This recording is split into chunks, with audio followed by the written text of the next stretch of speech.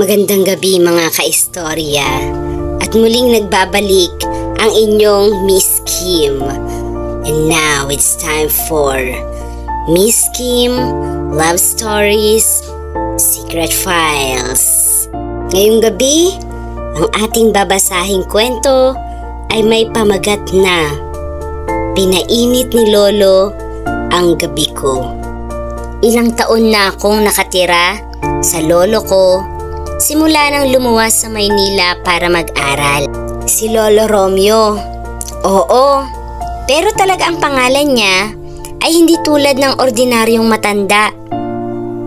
Maaalalahanin, maginoo, at palaging mabango. Kahit 19 anyos pa lang ako at siya'y nasa edad 65. Kung nakabot ka na nawa dito, please comment ka kung taga saan ka. Matipuno pa rin siya. Pwedeng imodelo ng mga barong Tagalog. At minsan, napagkakamalan pang artista tuwing mamamalengke kami. Madalas akong sabihan ng mga kabarkada ko na, "Swerte mo kay Lolo. Ang lakas ng aura." At oo, hindi ko rin makakaila.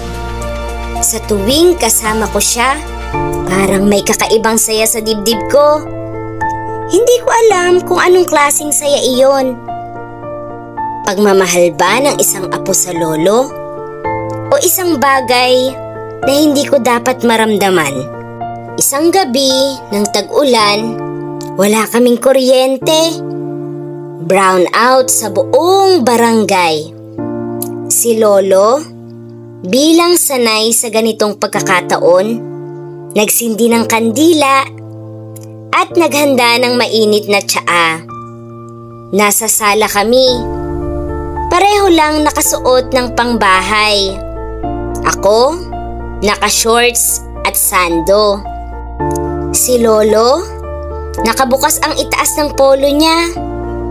Kita ang dibdib na kahit may edad na, ay tila panalo pa rin sa forma.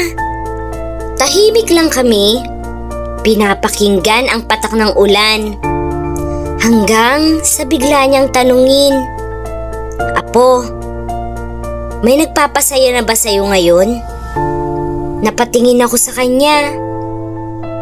Mali ba kung ang isasagot ko ay ikaw?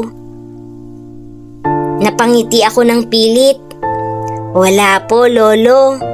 Kayo lang ang kasama ko lagi." Tumango siya, pero may lalim ang kanyang mga tingin.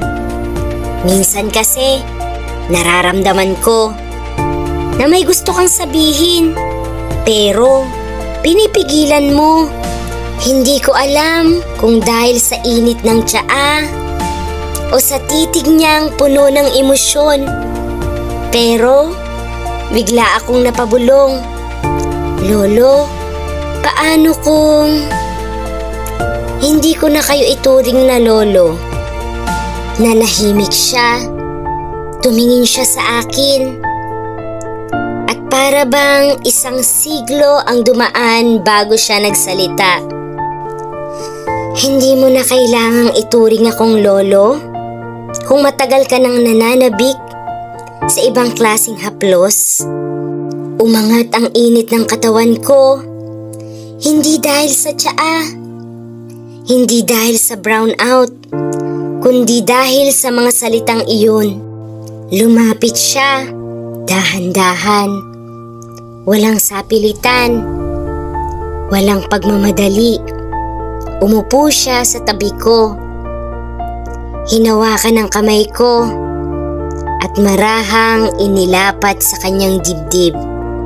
"Matagal na akong uhaw sa lambing, iha. At kung ako rin ang iniisip mong kanlungan, hindi ako lalayo." At sa gabing iyon, walang naging lolo at apo, kundi dalawang pusong parehong nauuhaw sa init at damdamin, sa kalinga at yakap, sa isang pag-ibig na pilit ipinagbabawal ng lipunan, pero pinagtibay ng katahimikan ng gabi.